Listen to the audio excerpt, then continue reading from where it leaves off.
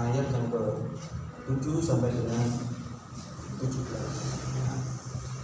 1 Yohanes, ya, surat Yohanes yang pertama ayat 7 sampai dengan yang ke-17. Sudah ditemukan Bapak Ibu? 1 Yohanes pasal 1 ayat yang ke-7 sampai dengan 17 akan saya bacakan. Perintah yang baru. Saudara-saudara yang kekasih, bukan perintah baru yang dituliskan kepada kamu, melainkan perintah lama yang telah ada padamu dari mulanya. Perintah lama itu ialah firman yang telah kamu dengar. Namun perintah baru juga yang kutuliskan kepadamu, telah ternyata benar di dalam Dia dan di dalam kamu. Namun perintah baru juga yang kutuliskan kepada kamu telah nyata benar di dalam Dia dan di dalam kamu, sebab kegelapan sedang lenyap dan terang yang benar telah bercahaya. Barang siapa berkata bahwa ia berada dalam terang, tetapi ia membenci saudaranya, ia berada di dalam kegelapan sampai sekarang. Barang siapa mengasihi saudaranya, ia tetap berada di dalam terang, dan di dalam dia tidak ada penyesatan. Tetapi barang siapa membenci saudaranya, ia berada di dalam kegelapan dan hidup di dalam kegelapan. Ia tidak tahu kemana ia pergi, karena kegelapan itu telah membutakan matanya. Aku menulis kepada kamu, hai anak-anak, sebab dosamu telah diampuni oleh karena namanya. Aku menulis kepada kamu, hai bapak-bapak, karena kamu telah mengenal Dia yang ada dari mulanya. Aku menulis kepada kamu, hai orang-orang muda, karena kamu telah mengalahkan yang jahat. Aku menulis kepada kamu, hai anak-anak, karena kamu mengenal Bapa. Aku menulis kepada kamu, hai bapak-bapak, karena kamu mengenal Dia yang ada dari mulanya. Aku menulis kepada kamu, hai orang-orang muda, karena kamu kuat dan firman Allah diam di dalam kamu, dan kamu telah mengalahkan yang jahat. Jangan kamu mengasihi dunia dan apa yang ada di dalamnya. Jika orang mengasihi dunia, maka kasih akan Bapa tidak ada di dalam orang itu. Sebab semua yang ada di dalam dunia, yaitu keinginan daging, keinginan mata, serta keangkuhan hidup, bukanlah berasal dari Bapa, melainkan dari dunia. Dan dunia ini sedang lenyap dengan keinginannya. Tetapi orang yang melakukan kehendak Allah tetap hidup selama-lamanya. Katakan amin. Katakan amin yang keras. Nama Tuhan. Hari ini sudah mulai banyak kebaktian. Saya percaya kalau nggak ada corona sudah penuh. Karena jemaat Mayong dan saudara semua adalah jemaat yang rindu bertemu dengan Tuhan. Amin. Baik Bapak Ibu, kita akan lihat perikop ini bersama-sama. Ya. Saat itu Yohanes sedang memberikan sebuah surat, sudah menulis pada surat kepada jemaat saat itu, kepada orang percaya saat itu. Kalau kita lihat isinya, kalau kita kenali isinya, sesuatu yang dituliskan kita akan bisa melihat kira-kira itu ditujukan kepada anak-anak, kepada orang tua, atau kepada orang dewasa. Sama dengan rohani, kalau kita lihat sifatnya, cara dia menulis, dan apa yang ada dalam firman ini, rupanya Yohanes sudah menulis kepada beberapa jemaat yang sudah mulai dewasa dan sudah mulai mengenal Tuhan. Katakan amin. Kita sikapi yang pertama, Bapak Ibu.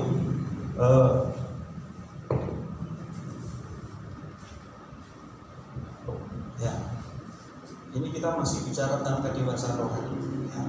Yang menulis kepada jemaat yang mulai dewasa rohani. Bapak Ibu yang saya kasih dalam Tuhan, kedewasaan rohani seseorang itu ya tidak bisa dilihat dari penampilan luar. Kedewasaan rohani seseorang itu nggak bisa dilihat dari penampilan luar.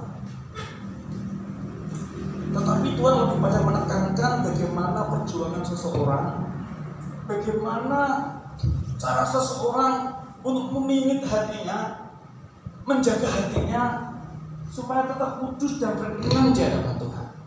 Itulah kedewasaan rohani. Ya. Jadi meskipun saudara masih muda, kalau saudara nggak gampang pahit, nggak gampang kecewa, nggak gampang menyerah, saudara terus bergumul mendekat sama Tuhan, jaga hati. Tidak semua masalah akan dimakan, tapi saudara bisa memilih mana yang berguna, mana yang membangun, mana yang memberkati. Maka saudara bisa dikatakan orang yang dewasa, karena saudara bisa memilih hati, saudara bisa menjaga hati. Apakah sesuatu itu membangun, apakah sesuatu itu berguna, apakah sesuatu memberkati hidup atau tidak. Saudara dibuat mengerti itu, maka saudara bisa dikatakan dewasa, meskipun saudara masih muda. Tapi sebaliknya, meskipun orang tua, umurnya sudah tua, tapi sebuah hal elak apa dimakan, Bapak Ibu, dimasukkan di dalam hati, akhirnya menjadi sebuah racun, bukannya membangun tapi malah meruntuhkan. Maka ketika kita punya kehidupan yang model seperti itu, kita belum bisa dikatakan orang yang dewasa. Katakan amin. Ini yang mau dituliskan, yang dimaksud oleh Rasul Yohanes kepada orang percaya saat itu.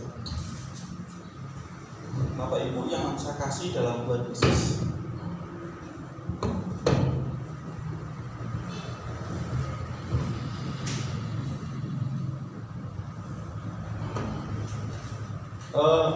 kalau kita melihat Bapak Ibu, ya, kita mulai dari ayat yang ke-9 Bapak Ibu ya.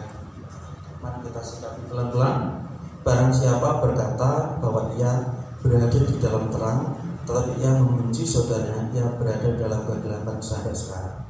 Barang siapa mengasihi saudaranya, ia tetap berada di dalam terang, dan di dalam dia tidak ada penyesalan. Yang ke-11.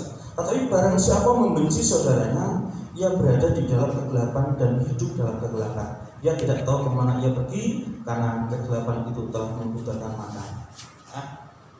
Cara mengungkapkan Yohanes tidak begitu seperti para pujangga yang luar biasa, tapi diungkapkan dengan cara sederhana. Benturan apapun, masalah apapun, menjaga hati adalah yang terutama dalam hidup. Ya. Karena dalam hidup ini saudara, ya, dalam hidup ini yang namanya masalah, namanya problem, namanya benturan tidak mungkin kita hindari, ya. Karena kita nggak selamanya kita bisa memperlakukan orang lain seperti yang dia mau. Tapi sebaliknya kita nggak bisa juga mendapatkan perlakuan yang benar, perlakuan yang bagus sebagai orang lain. Tidak selamanya kita dapat seperti itu. Nah, dalam hal ini orang percaya diuji hatinya. Dalam hal ini orang percaya harus pintar-pintar menjaga hati. Ya, memang benturan terjadi, perbedaan pendapat terjadi, masalah terjadi. Tapi orang yang rendah hati akan tetap berjuang untuk jaga hatinya, akan tetap kudus. Amin. Orang yang rendah hati akan mendekat kepada Tuhan. Orang yang rendah hati akan tetap diam di hadirat Tuhan, karena di sanalah dia memiliki kekuatan untuk mengampuni dan mengasihi, sehingga hidupnya akan terus tinggal di dalam terang. Hidupnya akan terpancar, hidupnya akan jadi berkat, dan nama Tuhan dimuliakan. Tepuk tangan buat Tuhan. Haleluya. Yang kedua Bapak Ibu, kedewasaan rohani yang kedua adalah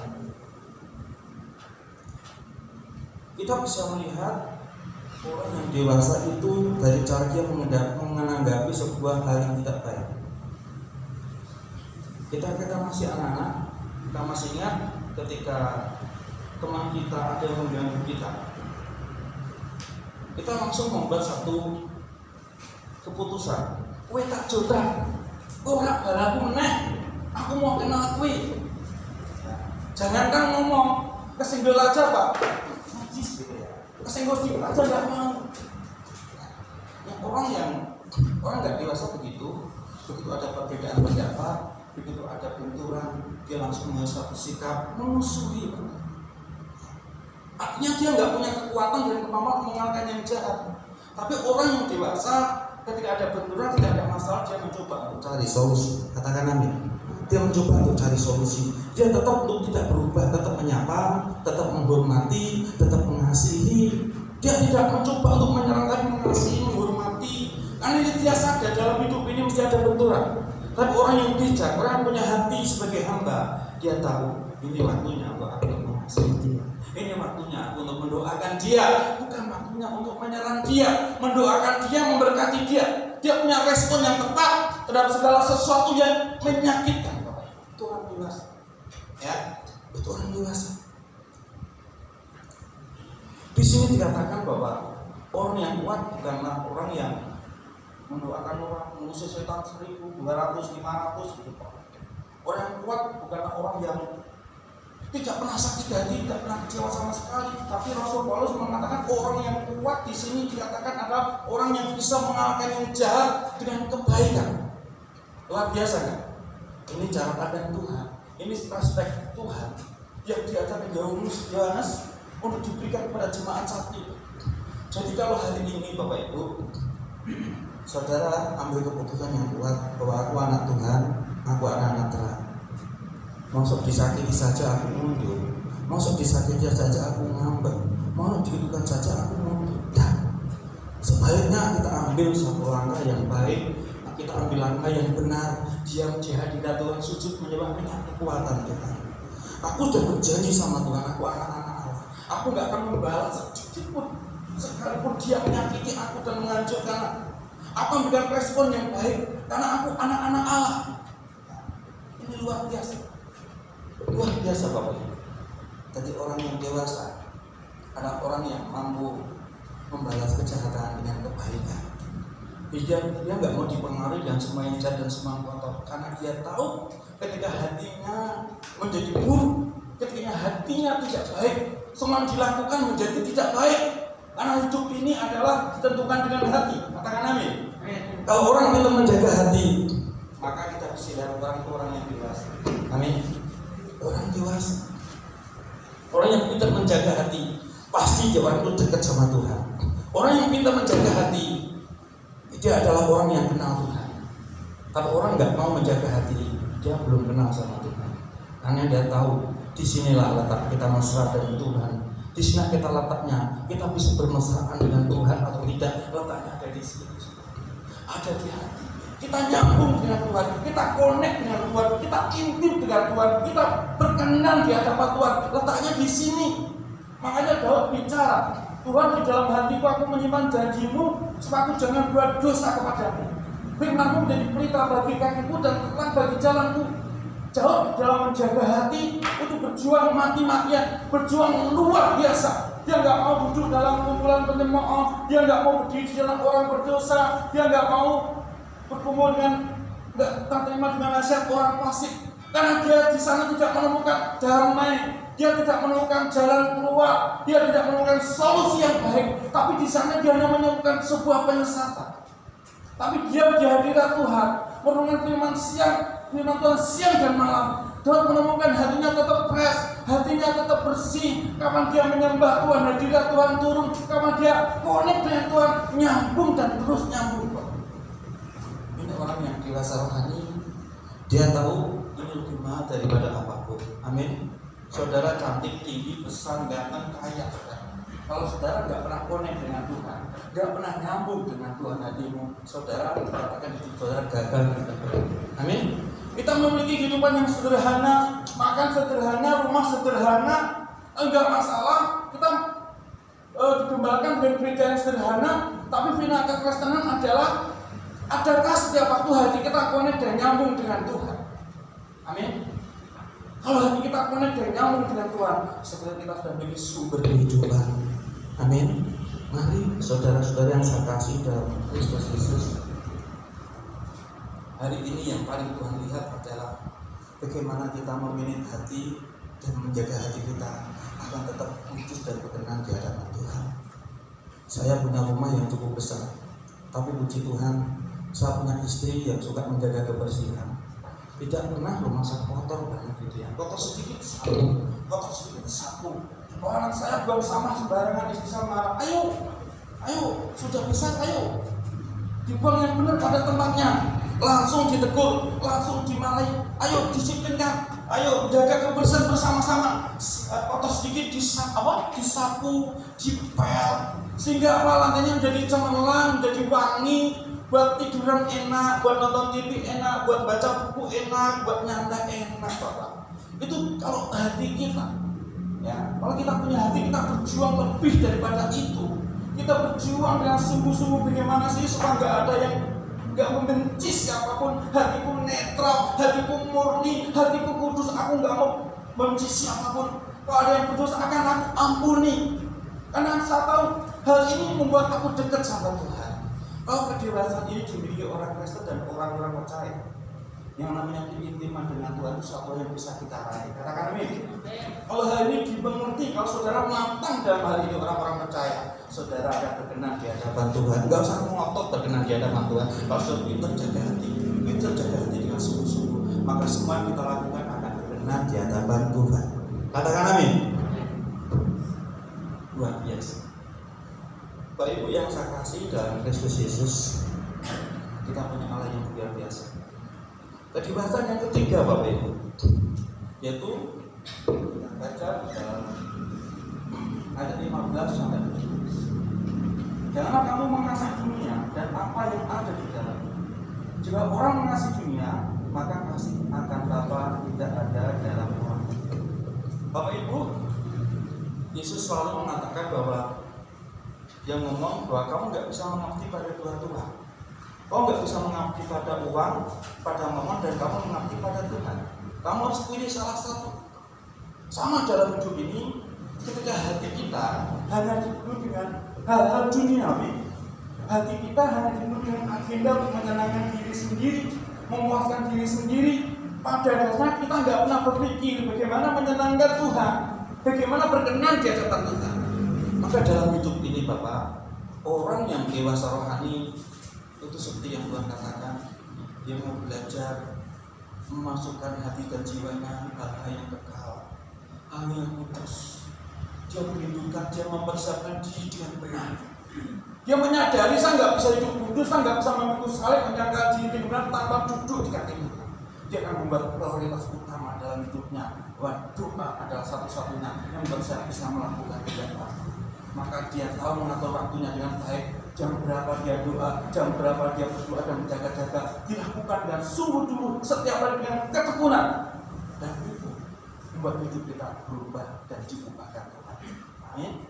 Orang yang nggak pernah dekat sama Tuhan, nggak pernah melekat sama Tuhan, ada sesuatu ya, aku pengen suka, aku pengen enak, aku pengen ini, karena menyenangkan diri sendiri, memuaskan diri sendiri. Kan nggak ada firman hidup. Tapi ketika kita melangkah, kita membaca firman, aku bisa dipakai Tuhan, aku bisa berkenan di hadapan Tuhan.